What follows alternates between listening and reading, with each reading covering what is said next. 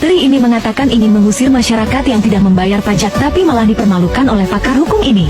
Menyampaikan hashtag nggak bayar pajak, ya berarti Anda nggak kepengen tinggal di Indonesia atau tidak kepengen lihat Indonesia bagus gitu aja.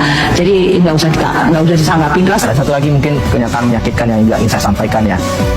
Gaji pejabat negara khususnya anggota dewan Pak, itu pajaknya ditanggung oleh negara. Betul.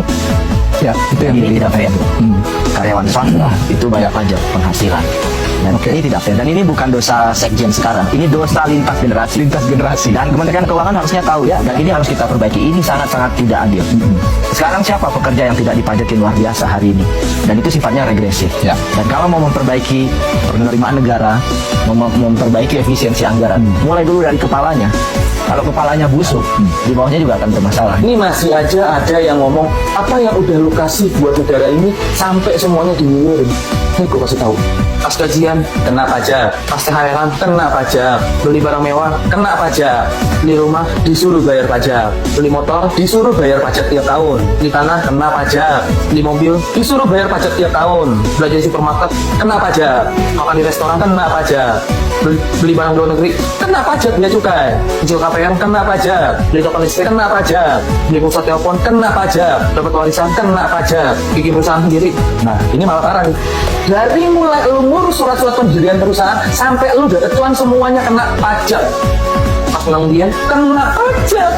Gimana? Masih mau nanya apa yang udah kita lakuin yang katanya rakyat jelata untuk negara ini? Giliran pas PHK dapat pesangon masih kena pajak juga. Terus cairin JHT BPJS juga kena pajak. Padahal selama kerja udah dipotong pajak mulu. Jadi jangan tanya apa yang udah kita lakuin untuk negara ini, tapi tanya apa yang udah negara kasih buat kita selain diperes habis-habisan duitnya. Sementara jalanan masih rusak, transportasi umum amburadul, calon di mana-mana, BPJS amburadul, uang sekolah mahalnya gila-gilaan, internet mahal, cari kerja susah, lapangan kerja gak ada, pejabatnya pengen diperlakukan kayak raja jalanan, birokrasi ribet, dan masih banyak lagi.